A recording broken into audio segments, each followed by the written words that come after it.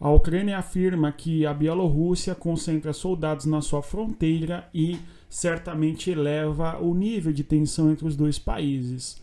Nós sabemos que a Bielorrússia é um país aliado da Rússia, não por acaso, inclusive, quando houve a Operação Z, no caso, o início da guerra entre Rússia e Ucrânia em 2022, o território da Bielorrússia foi utilizado por 50 mil soldados da Rússia que avançaram para o sul em direção à capital Kiev, que é o ponto mais próximo da fronteira entre Kiev e o exterior, digamos assim.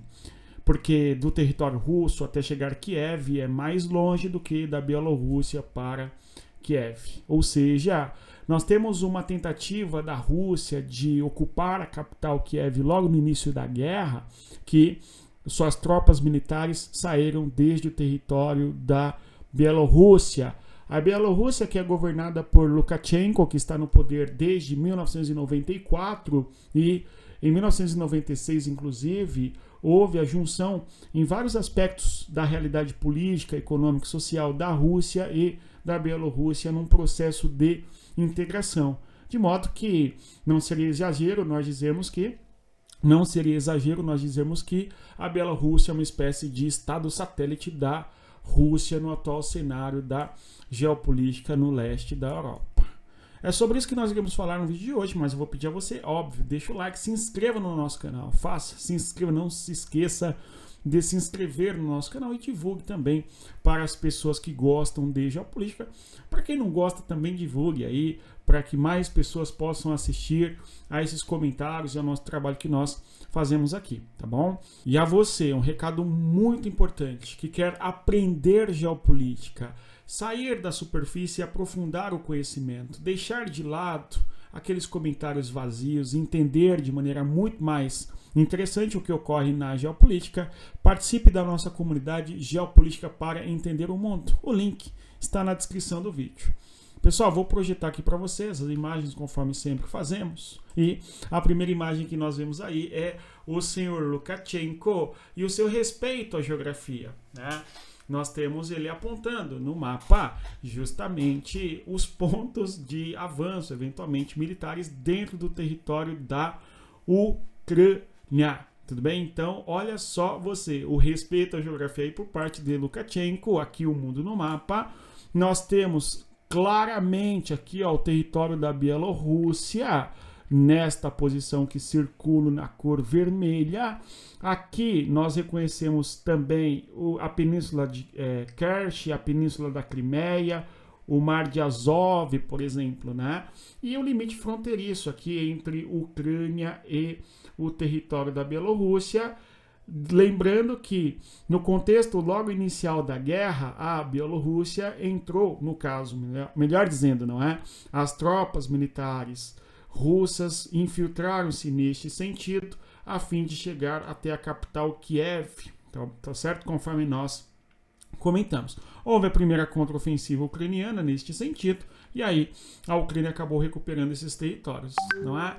Este mapa, apesar da baixa resolução e qualidade, eu trago aqui só para destacar que os generais e os geógrafos precisam compreender o mapa para que eles vençam as guerras. Tem um texto clássico de geopolítica que fala sobre este assunto, a relação entre o general e o geógrafo e a união entre ambos para vencer as batalhas, enfim. Só que isso é um assunto para outro momento. Se você vier estudar conosco, você vai aprender geopolítica, ter acesso a autores que pensam sobre o espaço, o território e assim por diante. Vem estudar com a gente, venha ficar mais inteligente. Mas vamos avançando aqui. Então, o Lukashenko governa a Bielorrússia desde 1994, não é? Aí nós temos a foto de Lukashenko e Vladimir Putin, conforme podemos observar. As bandeiras no fundo ali, bem interessantes, né? Nós temos ainda uma outra foto aí na sequência que certamente o fotógrafo esperou um momento de distração dos dois para fazer essa foto, a fim de sugerir coisas, enfim. Mas aí temos eles discutindo sobre política em algum rio ali na região da Europa, tá certo? A relação entre os dois é muito próxima, no caso Rússia e Bielorrússia, né? O assunto exatamente não é esse, mas aqui é para que nós percebamos o quanto a Bielorrússia e a Rússia perfazem uma união de estados, isto desde 1998, tá bom? União de estados, criada ali, União da Rússia e da Bielorrússia em 1996. Qual que é o objetivo? Integração. E a integração aqui, eventualmente, aos moldes do que foi a União das Repúblicas Socialistas e Soviéticas, tá bom? Temos aí, no caso, esta relação de enorme proximidade, uma entidade supranacional que envolve integração de caráter político, de caráter econômico e também social, conforme eu disse, tá certo? Agora, o limite da fronteira entre a Bielorrússia e a Ucrânia, vejamos aí, é uma fronteira de 1.000 quilômetros, pelo menos, tá certo?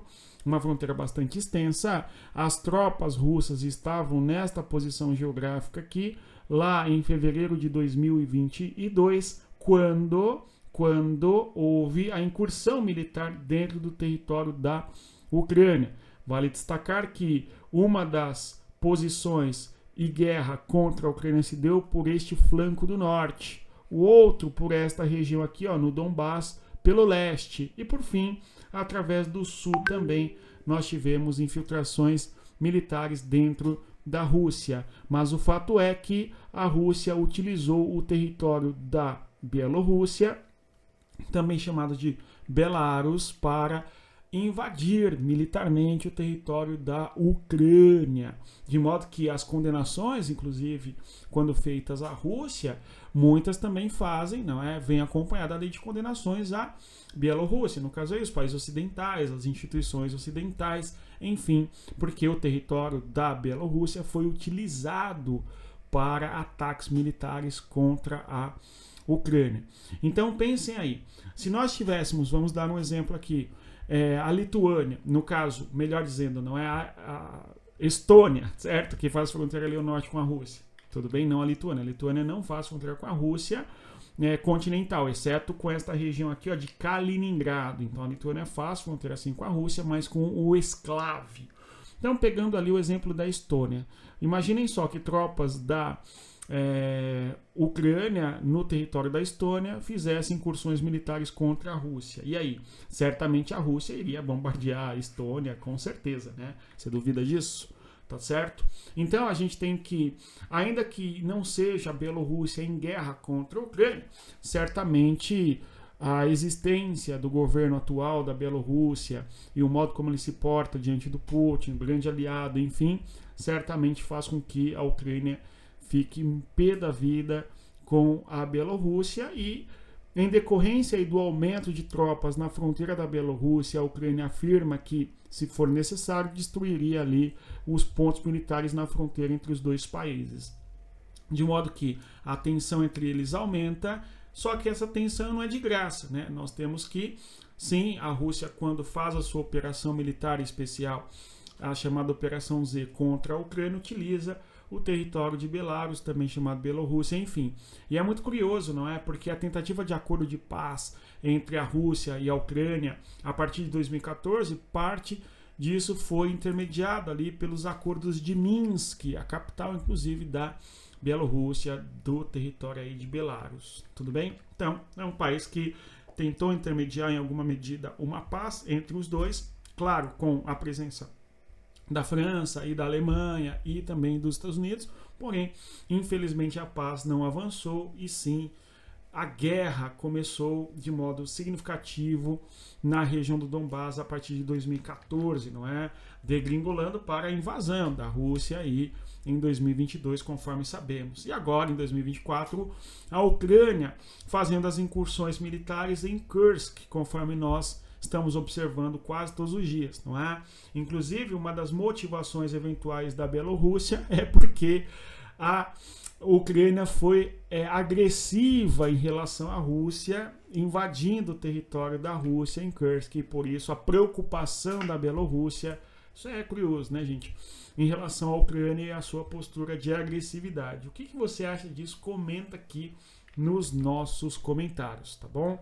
Avançando, vejamos aí a incursão militar dentro do território da Ucrânia, como que se deu, tá certo? A incursão militar dentro da Ucrânia se deu pelos flancos, conforme nós mencionamos. Norte, aqui, ó, o objetivo chegar até a capital, chegar até Kiev, né? Chegar até Kiev não se chegou, tá certo? Existe um rio importante aí, que é o rio Dnipro, né? Que faz este trajeto aqui, importante inclusive, tá certo? Dividindo a Ucrânia em leste e oeste, uma Ucrânia muito mais próxima da Rússia em vários aspectos nesta porção aí, a leste, enfim. Então, nós temos que a Bielorrússia agregou tropas militares da Rússia quando da incursão militar no território da Ucrânia, inclusive uma presença militar forte aqui na fronteira, próximo inclusive a Chernobyl, inclusive que fica aí na região mais ao norte da Ucrânia, enfim, tá bom? E avançando aqui, eu vou agradecer a sua presença, vou reiterar você que deixa o like, se inscreva no canal e convido você sim a estudar conosco, fazer parte da nossa comunidade de geopolítica.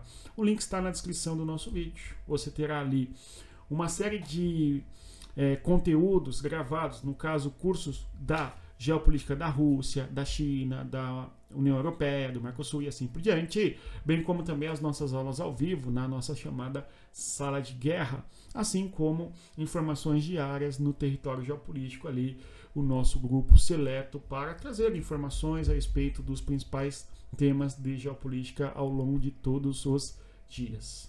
Venha fazer parte, venha estudar, venha ficar mais inteligente. No mais é isso. Bons estudos e conforme eu sempre digo a vocês, não é respeito à geografia, porque o Lukashenko respeita, não é? Resta saber até que ponto a geografia da Bielorrússia vai permanecer soberana do jeito que é. Vamos acompanhar, torcendo, claro, sempre para que haja paz. Tchau, tchau, pessoal.